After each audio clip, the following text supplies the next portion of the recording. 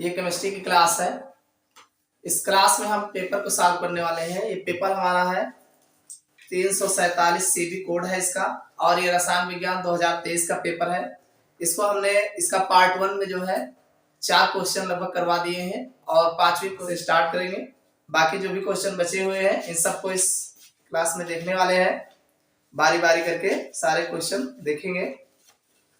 अगर आप लोग नए हो चैनल को सब्सक्राइब कर लीजिएगा ताकि जो अगला पेपर सॉल्व करें उसका नोटिफिकेशन आपको मिल जाए। देखिए पेपर जो होते हैं इसको आपको देखना चाहिए, जानना चाहिए। देखने से ये पता चलता है, आपको आइडिया मिलेगा कि आपका पेपर जो हो आएगा किस तरीके से आएगा। देखिए 2024 का जो आपका पेपर होगा सेम इसी तरीके से ऐसे ही पैटर्न पर आएगा। बस इसी एक चीज आप ध्यान रखिएगा कि जो आपके सिलेबस से लेसन हटा देंगे, जैसे यूपी बोर्ड का पेपर है तो यूपी बोर्ड में जो लेसन हटा दिया गया है उस लेसन से क्वेश्चन नहीं आएंगे। बाकी अब आप उस क्वेश्चन को मत ध्यान दीजिएगा, लेकिन हाँ देखे रहिएगा कैसे पूछे जाते हैं। इसके बाद फिर आपके 2024 में पेपर में जो आपके क्वेश्चन आएंगे वो आपके सिलेबस से ही आएंगे। आप देख लीजिए आपके सिलेबस में कौन कौन सा लेसन है और उन्हीं लेसन से क्वेश्चन बनेंगे। अब आपको जो है भाई जिस लेसन से क्वेश्चन बनेंगे आपके क्वेश्चन जो है 1 number 2 number 3 number 4 number 5 number जो भी पूछे जाते हैं इसी टाइप इसी एकदम ऐसे ही क्वेश्चन पूछे जाएंगे और इसी तरीके से आपका मार्क्स रहेगा। बस तैयारी आपको करना है। शॉर्ट क्वेश्चन हो तो शॉर्ट के हिसाब से जवाब दीजिए, लॉन्ग क्वेश्चन है तो लॉन्ग के हिसाब से जवाब दीजिए। जैसा क्वेश्चन हो वैसे ही जवाब आपको देना है। अगर आप शॉर्ट क्वेश्चन को लॉन्ग करके लिखते हो तो कोई फायदा नहीं, नंबर उतना ही मिल रहा है। और लॉन्ग क्वेश्चन को शॉर्ट करके लिखते हो तब भी आपको नंबर कम मिलेंगे, क्योंकि अब 4 नंबर का क्वेश्चन है, एक लाइन लिखने से थोड़ी नंबर 4 नंबर मिलेंगे। 4 नंबर तभी मिलेगा। 4 नंबर पाने के लिए आपको उसी के हिसाब से जो जो टर्म्स लगाए गए हो सारे टर्म्स को यूज करते हुए आप जो है पेपर को सॉल्व करिए। चलिए समय न गवाते हुए देखते हैं। 5वां क्वेश्चन हमारा है 5वें का इसमें डी ब्लॉक के तत्वों की किन्हीं 4 विशेषताओं का उल्लेख कीजिए। ये डी ब्लॉक है, डी ब्लॉक तत्वों की 4 विशेषताओं को उल्लेख करना है। तो देखिए 4 विशेषताएं पूछ रहा है। अब चारों विशेषताओं की जब तक हेडिंग नहीं डालेंगे आप तब तक आपको 4 नंबर नहीं मिलेंगे। 4 नंबर का क्वेश्चन है। चलिए देखते हैं। 5वें का है 4 विशेषताएं लिखने हैं। वैसे कई विशेषताएं हैं, इसमें 8-10 विशेषता आपको देखने को मिल जाएगा। सबसे पहला है कि इलेक्ट्रॉनिक विन्यास। देखिए आपको ये 4 नंबर का क्वेश्चन है तो 4 नंबर के क्वेश्चन एक लाइन में लिखने से आपका पूरा नहीं होगा, इसको आपको थोड़ा एक्सप्लेन करके बताना होगा। तो सबसे पहला है इलेक्ट्रॉनिक विन्यास। देखिए इसमें इलेक्ट्रॉनिक 4 सीरीज है आपकी 3D 4D 5D और 6D। ये आपके 4 सीरीज हैं। चारों सीरीज का जो है इलेक्ट्रॉनिक विन्यास आपको करके बताना पड़ेगा। और इसका जो जनरल सामान्य इलेक्ट्रॉनिक विन्यास होता है n-1d 1 से 10 तक इलेक्ट्रॉन होते हैं और ns 1 से 1 और 2 यानी ns में 1 या 2 इलेक्ट्रॉन होते हैं और n-1d में 1 से लेकर के 10 तक कोई भी इलेक्ट्रॉन हो सकते हैं। ये इनका सामान्य इलेक्ट्रॉनिक विन्यास है। बाकी इसमें 4 सीरीज हैं। चारों सीरीज के बारे में अलग अलग आपको डिटेल में बताना होगा। अगर आपको ये दिक्कत लगता है तो आप दूसरा गुण लिख सकते हैं। 4 ही दिखाना है आपको तो आप धात्विक गुण ले लीजिए। तो धात्विक गुण में देखिए जितने भी डी ब्लॉक एलिमेंट्स होते हैं ये सारे के सारे सभी के सभी धातु होते हैं। क्या होते हैं? धातु होते हैं। और इनके बायटम कोष में 1 या 2 इलेक्ट्रॉन होते हैं। भाई डी ब्लॉक एलिमेंट्स के आउटर शेल्स में 1 या 2 इलेक्ट्रॉन देखने को मिलते हैं। इनमें धात्विक परमाणुओं के मध्य जो है प्रबल धात्विक आकर्षण बल होते हैं, जिसके कारण ये कठोर होते हैं। यानी जो इनके परमाणु होते हैं इनके परमाणुओं के मध्य जो धातुएं होती हैं धातुओं के मध्य जो है प्रबल आकर्षण बल कौन सा बल? धात्विक बल होता है, जिसके कारण ये कठोर होते हैं तथा इनके घनत्व जो होते हैं बहुत ही उच्च होते हैं। अगला है परमाणु त्रिज्या। देखिए संक्रमण तत्वों की परमाणु त्रिज्याएं जो होती हैं वो भाई आप जानते हैं एस ब्लॉक, पी ब्लॉक और डी ब्लॉक ये है। तो एस ब्लॉक से इनकी परमाणु त्रिज्याएं कम होती है, लेकिन पी ब्लॉक से इनकी परमाणु त्रिज्याएं जो होती है वो अधिक होती है। आगे दिया है घनत्व। देखिए अब परमाणु त्रिज्या बताइएगा तो इसकी सीरीज बना करके आपको बताना पड़ेगा कि कितना जो है इनका इंक्रीजिंग होता है। अगला है घनत्व। घनत्व जो होता है देखिए जो डी ब्लॉक के तत्व होते हैं इनके घनत्व जो होते हैं काफी उच्च स्तर के होते हैं। आगे दिया परिवर्तनीय संयोजकता। देखिए डी ब्लॉक के तत्व जो होते हैं ये परिवर्तनीय ऑक्सीकरण यानी इनकी जो संयोजकता होती है तथा ऑक्सीकरण अवस्था होती है, ये परिवर्तनीय ऑक्सीकरण अवस्था तथा संयोजकता को प्रदर्शित करते हैं। भाई क्यों प्रदर्शित करते हैं? क्योंकि ये डी ब्लॉक के जो तत्व होते हैं ये अब बाहर आउटर सर्कल में एस ब्लॉक एस होता है और उससे पहले डी ऑर्बिटल होता है, तो डी ऑर्बिटल्स के इलेक्ट्रॉन्स जो होते हैं वो रासायनिक अभिक्रिया में भाग लेते हैं। तो जितना भाग लेते हैं, एक इलेक्ट्रॉन भाग लेंगे तो उस हिसाब से अलग होगा। कभी 2 इलेक्ट्रॉन भी भाग ले सकते हैं, 3 इलेक्ट्रॉन भी भाग ले सकते हैं। तो जैसे जैसे इलेक्ट्रॉन भाग लेते जाते हैं वैसे वैसे इनकी परिवर्तनीय ऑक्सीकरण संख्या और संयोजकता जो है बदलती रहती है। आगे है रंगीन यौगिकों का निर्माण। देखिए जो डी ब्लॉक के तत्व होते हैं ये रंगीन यौगिकों का निर्माण करते हैं, इसको आप जाने रहिएगा।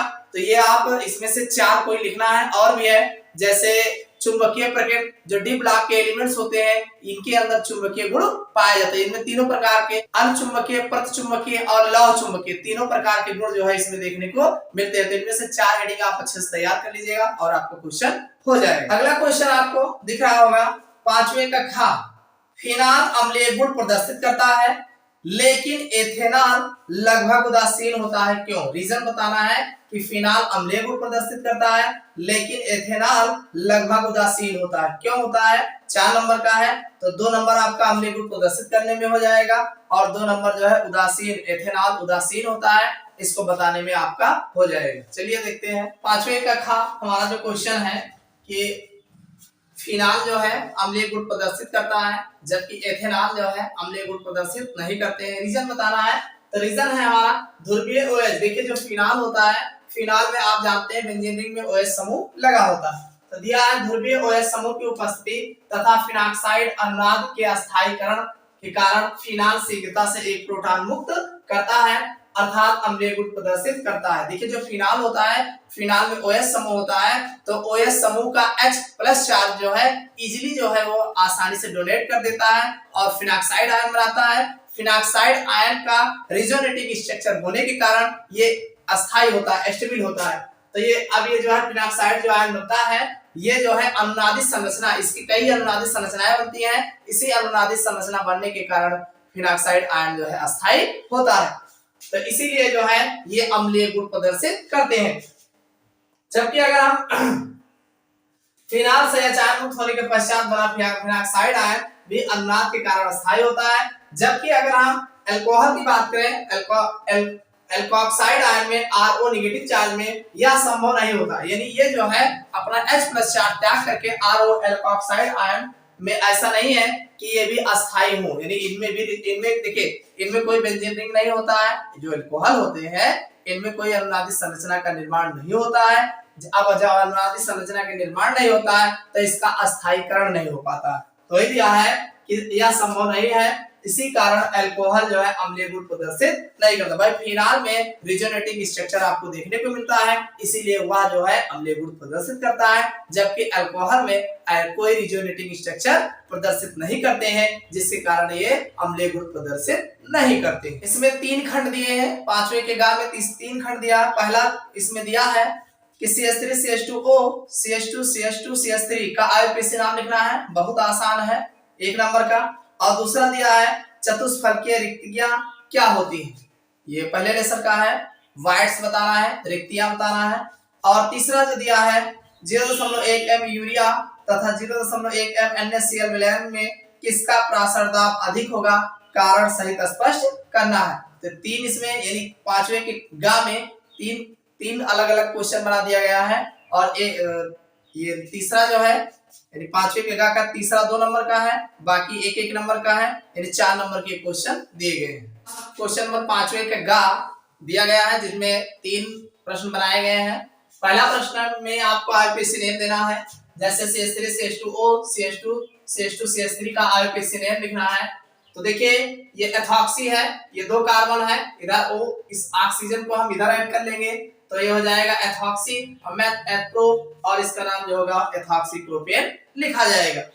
अगला है अष्टफलकीय रिक्तियां से आप क्या समझते हैं, तो देखिए एक अष्टफलकीय रिक्तिका का निर्माण जो होता है 6 गोलों द्वारा होता है। इनमें रिक्तियां जो होती है द्वित्रिकोणीय डबल ट्रायंगल के रूप में 6 गोलों द्वारा घिरी रहती है तथा इन 6 गोलों के केंद्र बिंदु को अष्टफलकीय के 6 कोनों पर होते हैं। यानी इन ये जो 6 गोले होते हैं इनका केंद्र बिंदु अगर देखा जाए तो ये अष्टफलकीय होते हैं। देखिए 3 गोले ये होते हैं और उन्हीं के ऊपर 3 गोले इस तरीके से व्यवस्थित होते हैं। इसका जो स्ट्रक्चर बनता है इस तरीके से बनेगा, तो ये अष्टफलकीय रिक्तियां जो है होती है। अगला क्वेश्चन है इसका तीसरा जो दिया गया है कि 0.1 m यूरिया तथा 0.1 m NaCl के विलयनों में किसका जो है प्रासर दाब अधिक होगा और क्यों होगा।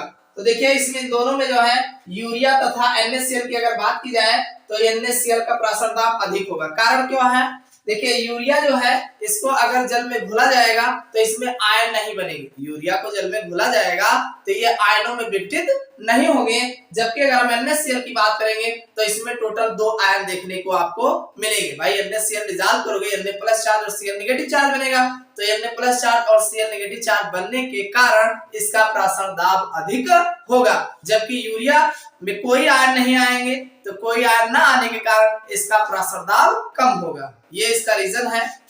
चलिए अगला क्वेश्चन देखते हैं, पांचवें का घ। इसमें दिया है एथेनेमीन से निम्नलिखित को होने वाली अपक्रिया का संतुलित रासायनिक समीकरण लिखिए। यानी एथेनेमीन से इनमें जो कुछ दिए गए हैं इनसे अपक्रिया करना है और संतुलित रासायनिक समीकरण देना है। तो किन किन लोगों से अपक्रिया कराना है। पहला दिया है NaNO2 प्लस तनु HCl, यानी NaNO2 और तनु HCl की अपक्रिया कराना है। दूसरा दिया है हिंसबर्ग अपकर्मक, यानी हिंसबर्ग से अपकर्मक से अपक्रिया कराना है। तो ये भी 4 नंबर का है। चलिए देखते हैं। देखिए अगला जो हमारा क्वेश्चन है पांचवें का घ, इसमें जो है एथिल अमीन की अपक्रिया जो है NaNO2 और HCl से करानी थी पहले में। तो देखिए NaNO2 और HCl दोनों आपस में क्रिया करते हैं तो नाइट्रस एसिड HNO2 का निर्माण करते हैं, और ये HNO2 जो है एथिल अमीन के साथ अपक्रिया करके ये जो नाइट्रस एसिड होता है नाइट्रस अम्ल के साथ जो है ये एथिल अमीन अपक्रिया करके एथिल अल्कोहल H2O और नाइट्रोजन गैस देते हैं। ये एथिल अल्कोहल है। और अगला जो क्वेश्चन था हिंसबर्ग अभिकर्मक के साथ अपक्रिया कराना था एथिल अमीन की। तो देखिए हिंसबर्ग अभिकर्मक होते क्या है, benzene sulphonic chloride, sodium hydroxide के विलयन में बेंजीन सल्फोनिक क्लोराइड की अपक्रिया एथिल अमीन यानी इनसे कराने की अपक्रिया ही हिंसबर्ग अपकर्मक कहलाते हैं। तो यहाँ पे C2H5NH2 की अपक्रिया एथिल अमीन की अपक्रिया जो है C6H5SO2Cl के साथ जब कराया जाता है तो देखिए यहाँ से देखिए एक हाइड्रोजन एक Cl के साथ HCl बना लेता है, और ये जो है घूम करके इसी पे यानी आप मान लीजिए इसको ये इसी पे घूम के लग जाता है। कैसे लगता है, ये आपका C2H5NH2 है, C2H5NH2 NH2 का एक H एक Cl के साथ निकल गया है तो यहाँ पे NH बचा, और इधर SO2 है तो ये आपका SO2 हो गया और C6H5 ये घूम करके ऐसे लग जाता है। इसका नाम है N, क्योंकि N से जुड़ा है एथिल बेंजीन, ये एथिल बेंजीन, ये भाई ये एथिल है ना, ये बेंजीन है तो N एथिल बेंजीन सल्फेनामाइड इसका नाम है। ये हिंसबर्ग अभिकर्मक के साथ अपक्रिया करके सल्फेनामाइड का निर्माण करते हैं। चलिए अगला क्वेश्चन देखते हैं, छठे का का। छठा क्वेश्चन है का, निम्नलिखित के उत्तर दीजिए। इसमें 3 दिया गया है अथवा भी दिया गया है, तो एक ही देखेंगे। छठे का का हम देखेंगे, निम्नलिखित के उत्तर दीजिए। 5 नंबर के दिए गए हैं। पहला इसमें बना है NaNO3 तथा H2SO4 के साथ अपक्रिया कराना है। दूसरा है I2 तथा सांद्र HNO3 की अपक्रिया कराना है, और तीसरा है नाइट्रिक अम्ल तथा जस्ते के साथ अपक्रिया कराना है। चलिए देखते हैं छठे का हमारा जो क्वेश्चन है इसमें पहला दिया गया है कि NaNO3 और H2SO4 की अपक्रिया कराना है। तो देखिए NaNO3 और H2SO4 की जब क्रिया कराएंगे तो Na2SO4 प्लस 2HNO3 बनता है, यानी सोडियम सल्फेट और नाइट्रिक एसिड का निर्माण होता है। दूसरा है कि I2 के साथ सांद्र HNO3 की अपक्रिया कराना है। तो I2 के साथ सांद्र HNO3 की जब क्रिया कराते हैं तो NO2 नाइट्रोजन डाइऑक्साइड H2O और HiO3 आयोडिक अम्ल जो है प्राप्त होता है। इसी तरीके से तीसरा जो इसमें दिया गया है कि डाइल्यूट HNO3 के साथ और कांग HNO3 यानी तनु और सांद्र नाइट्रिक अम्ल की जो है जस्ते के साथ अपक्रिया कराना है। इसमें नहीं कहा गया कि तनु से कराना है कि सांद्र से, तो आप दोनों दे दीजिए। देखिए जब आप डाइल्यूट HNO3 के साथ अपक्रिया कराएंगे कॉपर की अपक्रिया तो कॉपर नाइट्रेट तो बनेगा ही बनेगा, साथ में नाइट्रिक ऑक्साइड या नाइट्रिक ऑक्साइड और जो है H2O बनता है। अगर यहीं पे हम जो है डाइल्यूट की जगह कांग ले लेते हैं, कांग HNO3 लेते हैं, तो ये जस्ते के साथ अपक्रिया करके ये तो कॉपर नाइट्रेट तो बनेगा ही बनेगा, साथ में यहाँ नाइट्रिक ऑक्साइड के स्थान पे नाइट्रोजन डाइऑक्साइड का निर्माण होता है और साथ में जल बनता है। तो ये जस्ते के साथ जो है ये HNO3 की अपक्रिया तन और शान का जो का में जो अथवा करके दिया गया है, ये भी बहुत आसान क्वेश्चन है और बहुत ही आसान है। जैसे दिया गया पहला विद्युत विसर्जन विधि द्वारा ओजोन गैस का निर्माण की विधि बताना है, ये भी बहुत आसान है। दूसरा लेड सल्फाइड से ओजोन गैस की अपक्रिया कराना है और NO से O3 अपक्रिया की को लिखना है। ये तीनों एक ही टॉपिक से रिलेटेड है, बहुत आसान है, आप आसानी से जो है इसको कर सकते हो। चलिए अगला देखते हैं, छठे का खा। इसमें भी अथवा दिया है, 5 नंबर का क्वेश्चन है, बहुत बढ़िया है। पहला दिया है छठे का खा। खा में जो पहला दिया है कि डी ग्लूकोज की संरचना सूत्र, यानी डी ग्लूकोज का संरचना सूत्र क्या है बनाना है तथा आईयूपीएसी नाम इसका देना है और कैसे सिद्ध करेंगे कि ग्लूकोज के अणु में एल्डिहाइड समूह उपस्थित होता है, यानी सिद्ध करना है कि ग्लूकोज में एल्डिहाइड समूह उपस्थित होता है। अथवा अगर ये ना समझ में आए दूसरा भी आप कर सकते हैं, जैसे निम्नलिखित पर संक्षिप्त टिप्पणी लिखना है। पहला इसमें दिया प्रोटीन का विकृतीकरण, यानी प्रोटीन के विकृतीकरण पर लिखना है। दूसरा है ज्वेटर आयन बताना है और तीसरा है प्रोटीन के उपयोग लिखना। ये भी बहुत आसान है, एक ही टॉपिक से रिलेटेड क्वेश्चन है, चाहे आप वो अथवा के पहले कर लीजिए चाहे अथवा के बाद अथवा वाला कर लीजिए, दोनों को बढ़िया दिया गया है। चलिए एक को देखेंगे। चलिए अगला क्वेश्चन देखते हैं, छठे का खा। इसमें जो है ग्लूकोज की संरचना बनाना है, तो ग्लूकोज की संरचना जो होगा CHO CHOH CHOH CHOH CHOH CH2H इस तरीके से होगा। इसमें ऊपर टॉप पे जो है सेकंड वाले कार्बन पे इधर OH होगा और फिर थर्ड वाले में इधर OH होगा और फोर्थ 5 में और सब में इधर जो है OH ग्रुप आपको देखने को मिलेगा। इसका आईयूपीएसी नेम लिखना है। आईयूपीएसी नेम नंबरिंग के हिसाब से आप लिख सकते हो, जैसे 2 3 4 5 6 पे क्या लिखा है, तो पांचों जगह पे हाइड्रोक्सिल समूह लगा है तो पेंटा हाइड्रोक्सी और फिर अगर देखा जाए 6 कार्बन है, 6 कार्बन के लिए हेक्सेन होता है, हेक्सेन में से ई हटा करके Al एल्डिहाइड समूह लगा इसलिए Al जोड़ देंगे तो ये हो जाएगा हेक्सेनल, और चूंकि ये पहले ही कार्बन पर एल्डिहाइड समूह लगा ये इसलिए जो है हेक्सेनल फर्स्ट हो सकता है। यहाँ पे आप फर्स्ट ना भी लिखेंगे तभी चल जाएगा क्योंकि नंबरिंग यहीं से स्टार्ट की जाएगी। अगला है, इसमें देखना है कि ग्लूकोज में एल्डिहाइड समूह होता है, कैसे सिद्ध करोगे, तो सिद्ध करने के लिए आप रासायनिक अपक्रियाओं द्वारा जो है इसको सिद्ध कर सकते हैं। कई रासायनिक अपक्रियाएं हैं, मैं एक दो रासायनिक अपक्रिया बता रहा हूँ। जैसे अपचयन है, इसका जब हम NaHG और H2O की उपस्थिति में अपचयन कराते हैं तो ये ग्लूकोज जो है वो जो है सॉर्बिटाल में परिवर्तित हो जाता है। देखिए CHO CHOH का होल फोर CH2OH ये आपका ग्लूकोज है, इस पे 2 हाइड्रोजन लोगे तो होगा क्या, देखिए ये जो यहाँ पे एक हाइड्रोजन लग जाएगा CH2 हो जाएगा, एक H यहाँ लग जाएगा OH हो जाएगा, तो ये बन जाएगा CH2OH CHOH का होल फोर CH2OH, इसका नाम है सॉर्बिटाल। दूसरी रासायनिक अपक्रिया है, जैसे ग्लूकोज है, ग्लूकोज पे क्यूप्रिक ऑक्साइड CuO हम 2 भाग लेंगे। अब ये CuO जो है Cu2O में चेंज हो जाएगा, यानी क्यूप्रस ऑक्साइड में चेंज हो जाएगा और ये CHO समूह को COOH समूह में परिवर्तित कर देता है, तो ये ग्लूकोनिक एसिड का निर्माण करते हैं। तो ये ऐसे और भी अन्य अपक्रियाएं हैं जिसके द्वारा ये कंफर्म होता है कि ग्लूकोज में जो है एल्डिहाइड समूह उपस्थित होते हैं। चलिए अगला क्वेश्चन देखते हैं। छठे में अगर खा में देखा जाए तो ये आपका प्रोटीन के विकृतीकरण और ज्वेटर आयन प्रोटीन के उपयोग आराम से लिख ले जाओगे। अब हम बात करते हैं नंबर 7 के 7वें का। इसमें भी का और खा दिया गया है, बड़ा अच्छा क्वेश्चन है। का क्वेश्चन है कि बेंजलडिहाइड का संरचना सूत्र लिखिए और बेंजलडिहाइड पर NH2 या और टालेन अभिकर्मक तथा NaOH की अपक्रिया का रासायनिक समीकरण देना है। बहुत अच्छा क्वेश्चन है। और अथवा करके जो दिया गया है कि एस्टल्डिहाइड का आईयूपीएसी नाम लिखना है और इसका NaHSO3 NaOH और NH2NH2 और HCl से अपक्रिया का रासायनिक समीकरण देना है। दोनों क्वेश्चन बहुत आसान है, दोनों को किया जा सकता है। एक बेंजलडिहाइड का है तो दूसरा एस्टल्डिहाइड का, दोनों में एल्डिहाइड समूह है, आसानी से हो जाएगा, मैं एक ही बताऊंगा। चलिए एक देखते हैं। चलिए अगला क्वेश्चन है 7वें का। इसमें बेंजलडिहाइड के संरचना बनाना है, सूत्र लिखना था, तो ये बेंजलडिहाइड का स्ट्रक्चर है C6H5CHO। अगला था इसमें जो है अपक्रियाएं बताना था बेंजलडिहाइड पर से, जैसे बेंजलडिहाइड है इस पर हाइड्रोजन NH2NH2 के साथ रिएक्शन करा लेते हैं, देखिए इसमें कुछ करना नहीं है, तो हाइड्रोजन 2 ऑक्सीजन के साथ H2O बना लेगा, बस आप बाकी ऐसे सरका के लिख दीजिए C6H5Cl डबल बॉन्ड। देखिए आया कि ऑक्सीजन पर डबल बॉन्ड होता है, तो डबल बॉन्ड होने का डबल बॉन्ड लगाएंगे NNH2 लिख देंगे, यहाँ का हाइड्रोजन जो है ऑक्सीजन के साथ जो है H2O बना के निकल गया, बना है।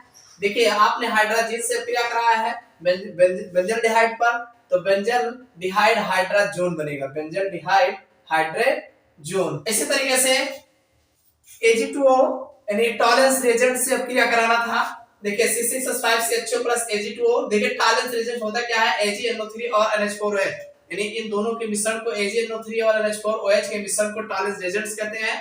तो ये दोनों आपस में क्रिया करते हैं तो Ag2O मुक्त करते हैं, ये दोनों आपस में क्रिया करते हैं, Ag2O मुक्त करते हैं, तो ये Ag2O ही रिएक्शन करता है।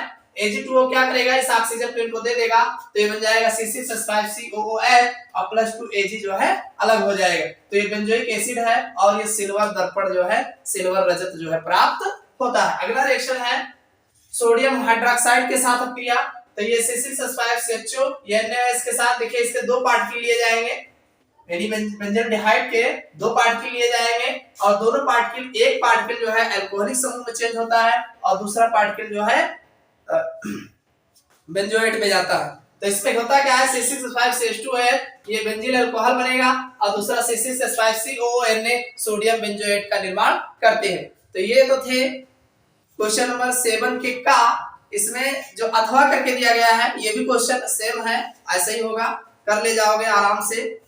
इसमें भी वही दिया है, NaHSO3 की अभिक्रिया कराना है और NaOH के साथ अभिक्रिया कराना है। देखिए NaOH से कराओगे सेम बनेगा, यहाँ पर एक एल्कोहलिक बन जाएगा और एक सोडियम जो है सोडियम एसीटेट बन जाएगा या फॉर्मेट, जो भी आप रिएक्शन कराओगे देख के हो जाएगा, तो सेम रिएक्शन है, लगभग हो जाएगा, आराम से कर लीजिएगा। अगला है 7वें का खा। देखिए 7वें के खा में दिया दो, इसमें भी दो पार्ट करके दिए हैं, देखिए कितना बढ़िया पेपर है, अथवा करके दे दिया गया, दोनों में से एक करना है, आपके नंबर लॉस नहीं होंगे, दोनों में से एक भी तैयार है, आराम से कर लो, पूरे नंबर मिलेंगे। देखिए क्लोरोबेंजीन का Cl परमाणु क्लोरोएथेन के Cl परमाणु की तुलना में कम क्रियाशील होता क्यों होता है, यानी क्लोरोबेंजीन का Cl परमाणु और क्लोरोएथेन का Cl परमाणु की तुलना में कम क्रियाशील क्यों होता है, ये बताना है। क्लोरोबेंजीन की Cl2 तथा सांद्र H2SO4 से होने वाली अभिक्रियाओं का रासायनिक समीकरण लिखना है, ये भी आपका 5 नंबर का है। ये ना समझ में आए तो अथवा देख लीजिए, बहुत अच्छा है। निम्नलिखित पर संक्षिप्त टिप्पणी लिखना है, किस पर लिखना है, हाइलोएरिन में इलेक्ट्रॉन रागी प्रतिस्थापन अभिक्रिया बताना है, हाइलोएरिन में इलेक्ट्रॉन रागी प्रतिस्थापन अभिक्रिया के बारे में आपको बताना है। अगला है वुड्स फिटिंग अभिक्रिया, वुड्स फिटिंग रिएक्शन पूछा गया है, और तीसरा पूछा गया ग्रिग्नार्ड अपकर्मक के उपयोग बताने। तो ये बहुत अच्छा पेपर है, क्वेश्चन जो है आपका बहुत अच्छा दिया गया है, दोनों में से एक को हम बताएंगे। अगला क्वेश्चन है 7वें का खा का हम अथवा वाले क्वेश्चन जो देखेंगे। पहला है इसमें हाइलोएरिन में इलेक्ट्रॉन रागी प्रतिस्थापन अभिक्रियाएं क्या होती हैं, तो देखिए हाइलोएरिन में इलेक्ट्रॉन रागी प्रतिस्थापन अभिक्रियाएं जो होती हैं, क्लोरोबेंजीन का बेंजीन नाभिक इलेक्ट्रॉन नाभिक स्नेही प्रतिस्थापन अभिक्रिया देते हैं। क्लोरोबेंजीन में आने वाला इलेक्ट्रॉन स्नेही आर्थो या तो पैरा स्थिति पर जाता है, क्योंकि आर्थो या पैरा स्थितियों पर धनात्मक मेसोमेरिक प्रभाव के कारण इलेक्ट्रॉन घनत्व अधिक होता है। इलेक्ट्रॉन स्नेही अभिक्रियाओं में क्लोरोबेंजीन बेंजीन से कम तीव्रता से क्रिया करता है, क्योंकि क्लोरीन परमाणु के माइनस आई प्रभाव के कारण क्लोरोबेंजीन के नाभिक पर इलेक्ट्रॉन घनत्व बेंजीन से कम होता है। देखिए क्लोरोबेंजीन में जो इलेक्ट्रॉन स्नेही प्रतिस्थापन अभिक्रिया होती हैं वो कम होती हैं, और अगर बेंजीन की तुलना किया जाए तो इनसे जो है अधिक होते हैं, क्योंकि इसमें जो resonating structure minus I effect होता है, इसके कारण ये जो है कम होती है। आगे दिया है कि दूसरा इसमें देखना है कि हमारा जो है वुड्स फिटिंग अभिक्रिया क्या है, तो वुड्स फिटिंग अभिक्रिया जो है, देखिए जब हम क्लोरोबेंजीन की अभिक्रिया जो है एल्किल यानी मेथिल क्लोराइड के साथ सोडियम धात के मेथिल क्लोराइड और सोडियम धात के साथ शुष्क ईथरीय माध्यम में कराते हैं तो हमें टाउलिन प्राप्त होता है, यह अभिक्रिया वुड्स फिटिंग अभिक्रिया कहलाती है। इसी तरीके से अगला है ग्रिग्नार्ड अभिकर्मक के उपयोग बताना है। देखिए ग्रिग्नार्ड अभिकर्मक जो होता है RMgX एल्किल मैग्नीशियम हाइलाइड को ग्रिग्नार्ड अभिकर्मक कहते हैं। ग्रिग्नार्ड अभिकर्मक का उपयोग कार्बनिक यौगिकों के विभिन्न कार्बनिक बहुत सारे कार्बनिक यौगिकों के संश्लेषण में किया जाता है। इससे जो है secondary alcohol, tertiary alcohol, primary alcohol और जो है एल्डिहाइड और बहुत सारे एल्डिहाइड या अमीन, प्राथमिक अमीन, सेकेंडरी अमीन, टर्शियरी अमीन, इस तरीके से बहुत सारे कार्बनिक यौगिकों के निर्माण में जो है ग्रिग्नार्ड अभिकर्मक का जो है उपयोग किया जाता है। तो ये पेपर आपका लगभग हो गया है, यानी ये 7 क्वेश्चन थे, जिसमें जो है 7वां क्वेश्चन का खा यानी अथवा करके दिया गया है। तो ये सारे क्वेश्चन आपके हो गए होंगे, क्वेश्चन समझ में आया होगा। और हमारे चैनल से जुड़े रहिएगा। इंटरमीडिएट की विभिन्न जो भी परीक्षाएं होती हैं, चाहे यूपी बोर्ड की हो, चाहे किसी अन्य बोर्ड की एग्जाम्स की परीक्षाएं हो, इसकी बेहतर तैयारी करने के लिए आप हमारे चैनल को सब्सक्राइब कर लीजिएगा।